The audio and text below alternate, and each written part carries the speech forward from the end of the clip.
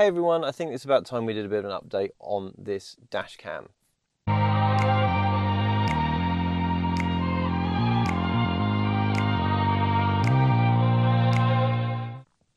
So we've had the dash cam for a number of months now, and I wasn't really thinking it was going to be this long till the part 2 of this video came along. But hey, 2020 happened, and we had lockdown and we had all sorts of other things going on, which has prevented me from doing this video until now. So one of the things that has happened since we got the first dash cam was we've got another new car. We got a new Renault Zoe on a great deal, and it was just an absolute no-brainer to go and get one of those.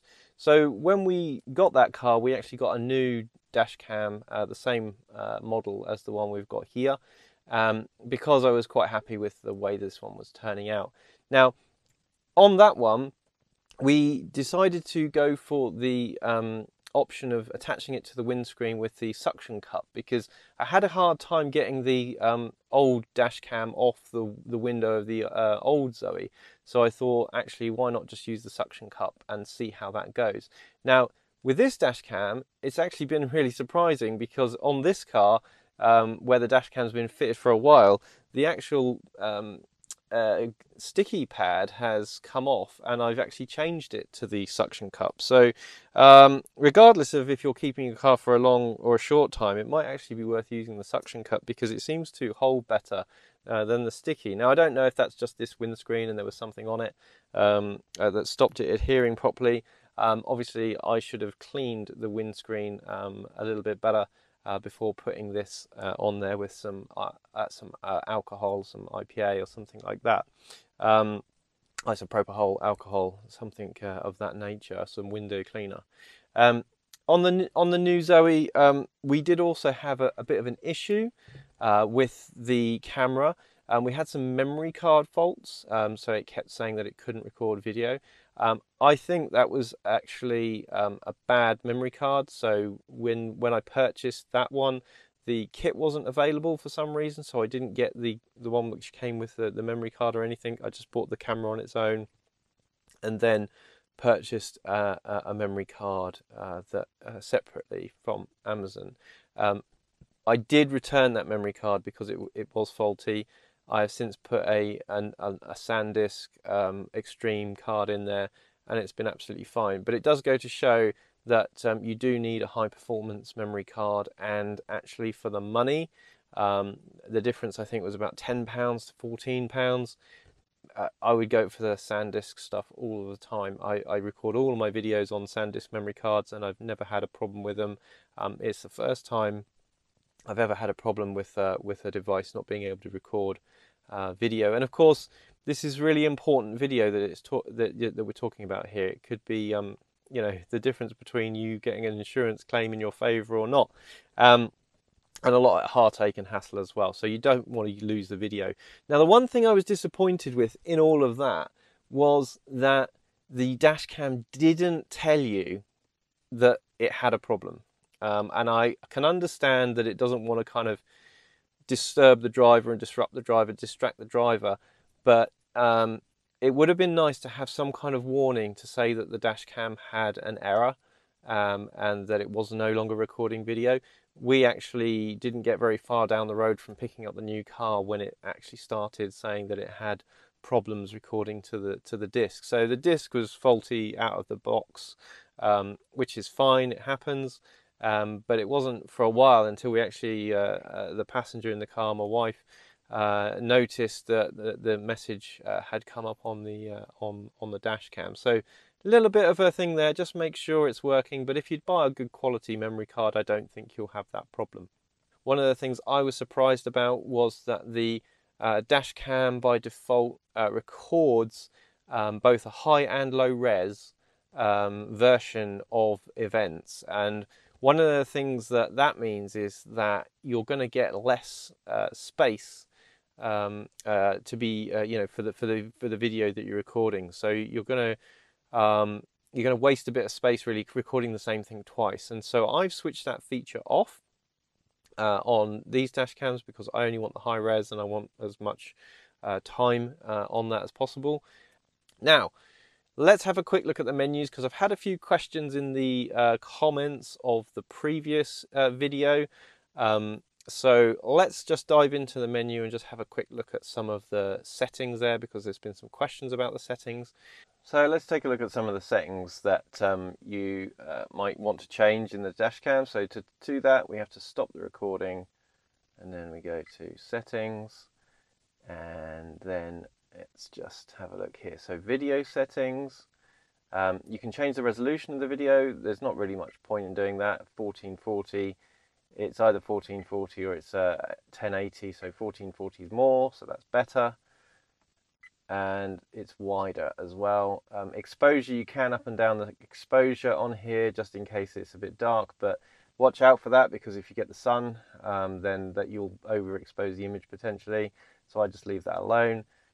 Video length, so how long do you want your clips? So 1 minute, 2 minutes, 3 minutes, and then it will create a new clip. So that means if you see anything or an accident happens, it basically means you've got a 3-minute clip that you can export. So you don't have to worry about trimming the video to send it off to an insurance company or to the police or whatever. You just send the 3-minute clip. Then you've got the option to record audio, which is on by default. And then if we swipe right, we've got timestamp information, GPS information, model stamp information. So you can set all these different stamps. So you can see that you can turn on and off the timestamp. It's on for default. The speed stamp is also on. It uses the GPS to get the vehicle speed, and it also has the GPS stamp for location. I think these are really good features. The GPS time and speed are good. The timestamp coming from GPS means that if there is an accident, you don't have to worry about any issues there. So on the next menu, so you swipe over, you've got the dual files. So dual files is currently on. Turn that off, hit OK, because I want it to be off. I only want HD, and I don't want the low file. So basically, this is what I was saying, it can do HD and low res at the same time. You can put the number plate of the vehicle in there. I am not going to bother to do that. And you can also get some time-lapse stuff going and a G sensor as well. And the G sensor is used to automatically hold it and store images. Otherwise, you just hit this button here to store an event. Lock the file, basically. So that means if the unit gets full, if the SD card gets full, then it won't overwrite that file if it comes around to it. You can set up apps like Alexa. So let's have a look now at the connected apps feature. So if I go into My Nextbase, the first thing, you've got to set up your phone. So you can set up phone, you download and install the Nextbase Connect on the phone there. So we'll download the Nextbase app onto the phone. It's got 1.5 stars. So it's asking me if it wants to use a Bluetooth and all sorts of other things. Yep. Right, so it's compatible with these. Choose my Dashcam. I've got the 522GW. Now it's going to scan. Select my Dashcam below. Oh, I see.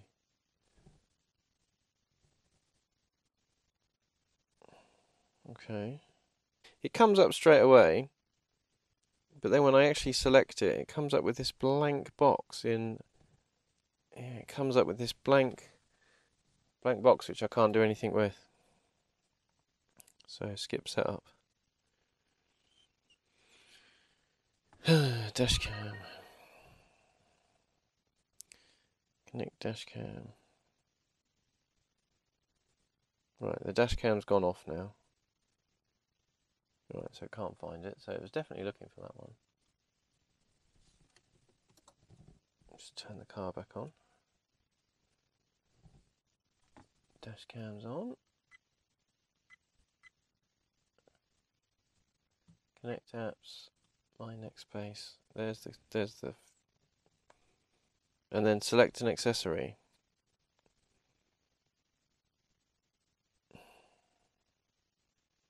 Right. Well, I can't get any further than there on the app. So I am going to give up with the app, and I'm going to put that down to the 1.5 stars that the app actually has. It actually looks like a fairly decent app. It's a bit of a shame that I couldn't get that connection going there. The thing that I was trying to test with the app was if I could connect to 2 Bluetooth devices at once, because for me, I Bluetooth connect to the car to do all of the phone stuff. Occasionally, I will connect it if I'm on a long journey via the cable, because I can then use the CarPlay features. But I just wanted to just make sure that it could do all of that together, because clearly, normally when you're connecting to a Bluetooth device, unless it's a really new Bluetooth device, you can only connect to one at a time. You can't connect to a number of Bluetooth devices at a time. So I wanted to test that. Looks like I can't do that. And I also wanted to test that if I was plugged into CarPlay, that it would also work with the Dashcam. Would have been nice to test to see if Alexa and Siri would have an argument, but I guess we're not going to be able to do that either. So let's go and have a look at the footage and see what the footage is like off the Dashcam, because that's the most important bit.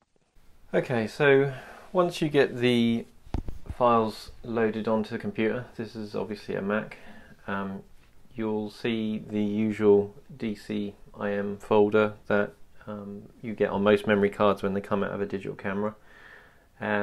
Within that you've got photos, protected, and video.